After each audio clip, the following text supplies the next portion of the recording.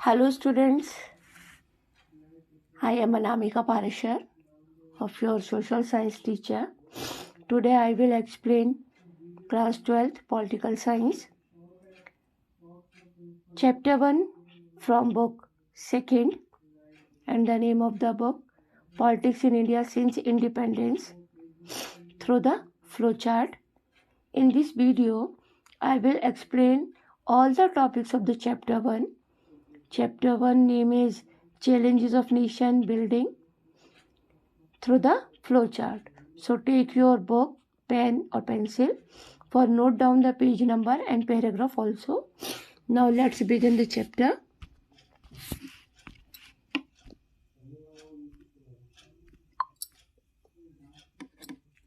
Book name is Politics in India Since Independence. Politics in India Since Independence. Chapter 1, and the chapter name is Challenges of Nation Building. First topic, Challenges for the New Nation. और ये जो topic है ये page number 3 पर आपको देखने के लिए मिलेगा. और पेज नंबर 3 पर जो आपका फर्स्ट टॉपिक है, फर्स्ट पहरे में, this is the introduction for challenges of nation building. और इसको पॉइंट किया गया है challenges for the new nation. ये पॉइंट 3 पार्ट्स में डिवाइडेड है क्योंकि बेसिकली ये वाला जो पॉइंट है वो 3 मार्क्स में आता है. इसमें फर्स्ट पॉइंट है India attend independence at the hour of midnight on 14-15 August 1947. Second point, the first prime minister of free India Pandit Jawaharlal Nehru. And third point, address a special session of C assembly with his famous speech tryst with destiny. यहाँ C का मतलब है constituent assembly. तो ये पूरा topic आपको page number 3 के first पहरे में मिलेगा. इसी पेज पर सेकंड पहरा है और इस सेकंड पहरे में जो मेन टॉपिक है आपका वो है major goal of independence movement.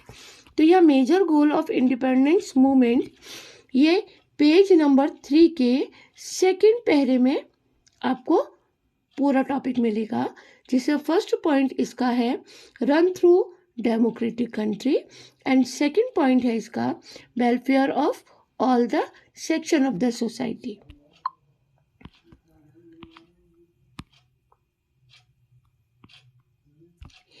Page number 3 के ही थर्ड वाले पहरे का जो मेन हेडिंग रहेगा वो है सिचुएशन ऑफ इंडियाज बर्थ और इसकी ईयर है 1947. तो यहाँ पर फर्स्ट सिचुएशन थी अनप्रेसिडेंटेड वायलेंस और सेकंड पॉइंट है इसका ट्रॉमा ऑफ डिस्प्लेसमेंट. और ये पूरा टॉपिक आपको पेज नंबर 3 के थर्ड वाले पहरे में मिलता है जो कि पूरी तरह से उस पहरे में एक्सप्लेन किया गया है. अब आती है बेटा हमारे मेन टॉपिक्स. और इस मेन टॉपिक्स में हमारा पहला आता है 3 चेंजेस. अब 3 चेंजेस दिया तो यहाँ ब्रॉड हेडिंग है.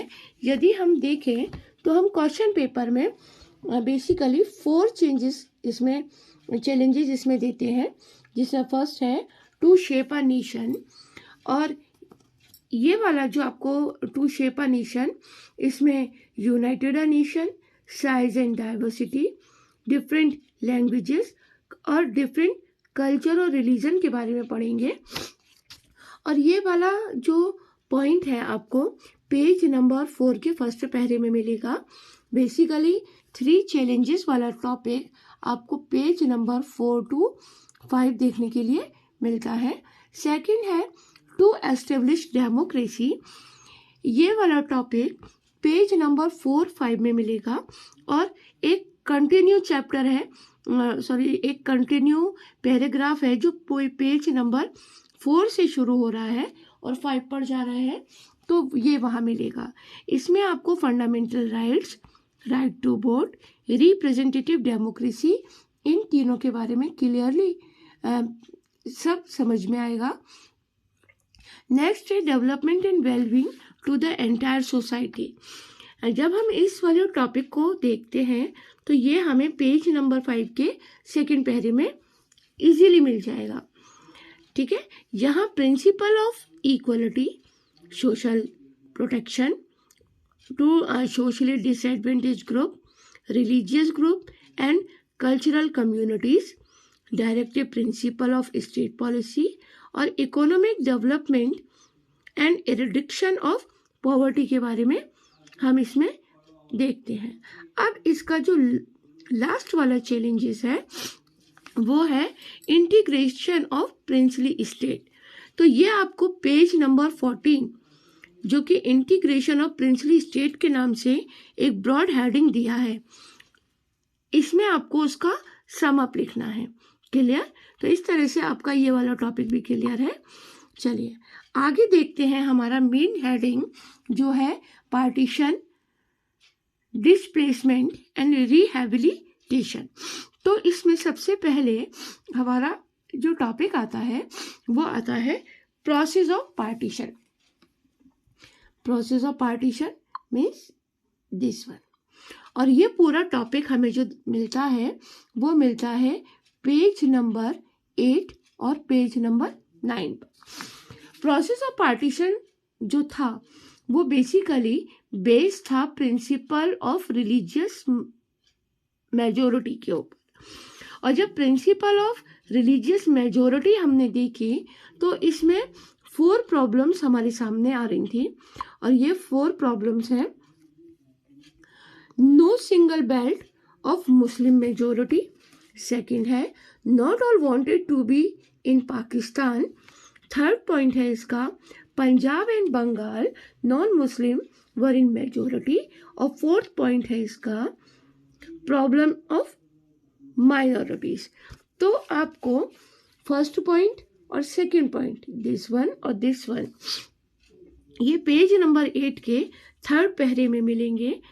Punjab and Bengal non Muslim were in majority, ये आपको पेज नंबर 8 के ही फोर्थ वाले पैराग्राफ में पूरा पॉइंट मिलेगा। और प्रॉब्लम ऑफ माइनॉरिटी ये आपको पेज नंबर 8 और 9 के कंटिन्यू पैराग्राफ में मिल जाएगा। तो इस तरह से आपका ये वाला टॉपिक भी कवर हो जाएगा। ओके, चलिए नेक्स्ट है हमारा topic consequences of partition. Consequences of partition को हम आउटकम्स ऑफ पार्टीशन या रिजल्ट ऑफ पार्टीशन के नाम से भी जानते हैं। और ये बेटा आपको देखने के लिए मिलता है पेज नंबर 9 से लेकर के 14 तक।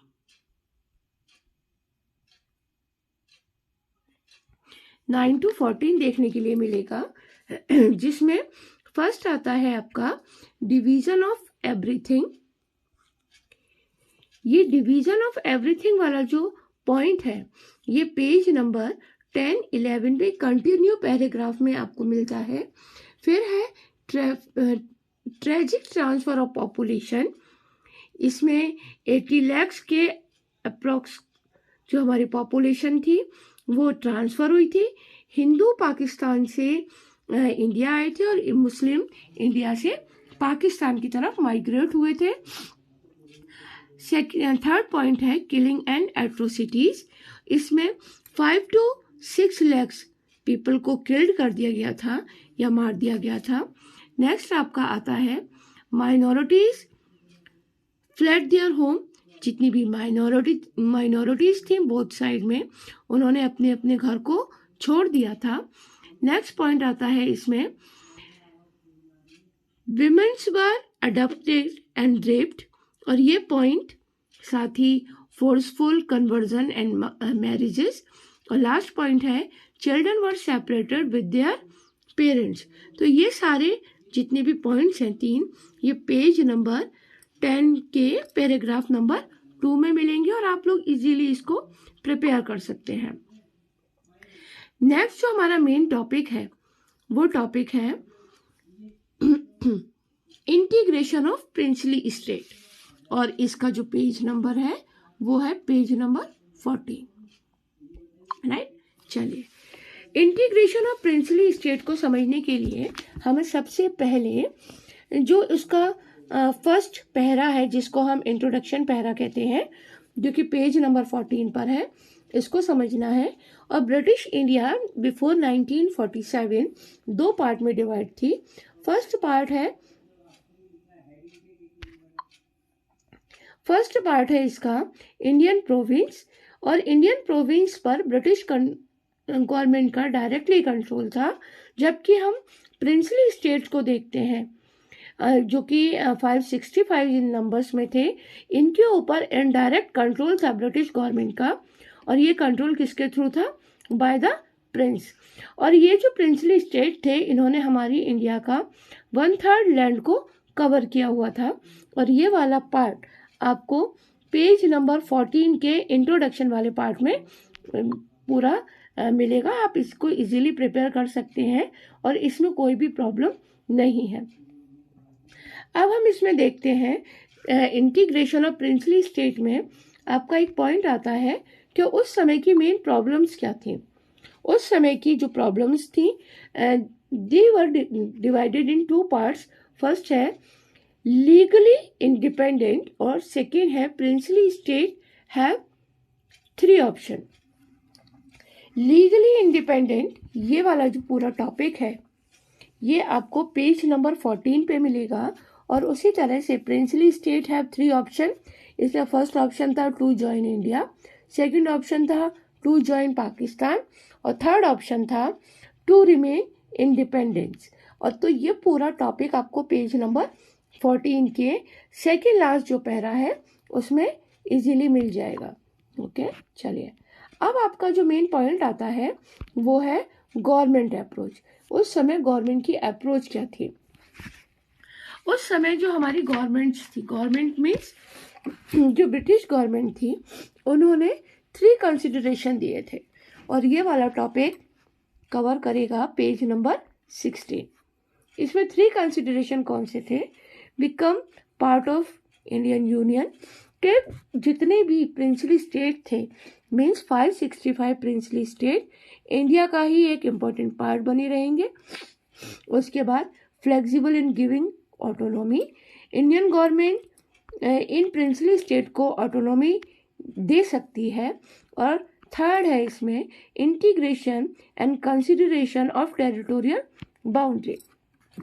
तो ये तीनों ही पहरे आपको पेज नंबर 16 के सेकंड पैराग्राफ में इजीली मिल जाएंगे और आप इनको इजीली प्रिपेयर कर सकते हैं। इसमें ही आपका नेक्स्ट टॉपिक आता है, वो है integration of Hyderabad and Manipur. इसमें सबसे पहले हम डिस्कस करेंगे इंटीग्रेशन ऑफ हैदराबाद।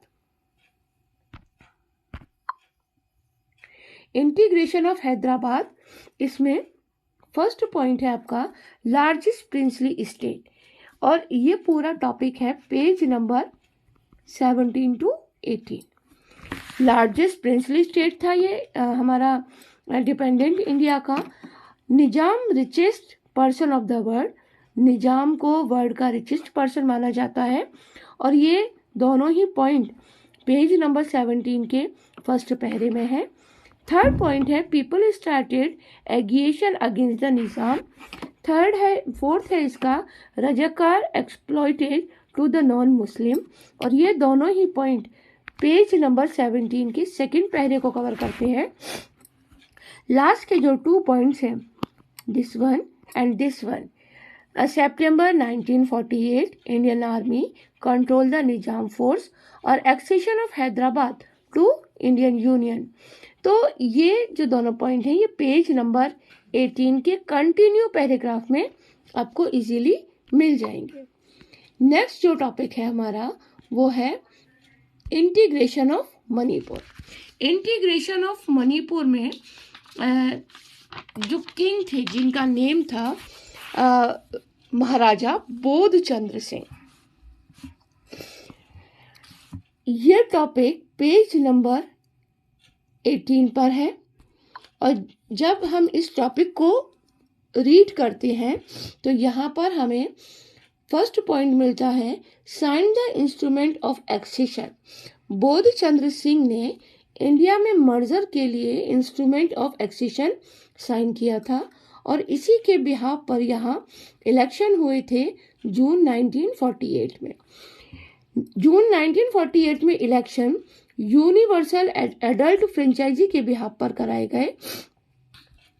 तो इस तरह से हमारा जो ये पॉइंट्स हैं, इसमें फर्स्ट पॉइंट और सेकंड पॉइंट आपको पेज नंबर 18 के फर्स्ट पैरे में मिलेगा और ये जो थर्ड पॉइंट है यूनिवर्सल एडल्ट फ्रेंचाइजी, ये भी आपको पेज नंबर 18 के फर्स्ट पैरे में मिलेगा।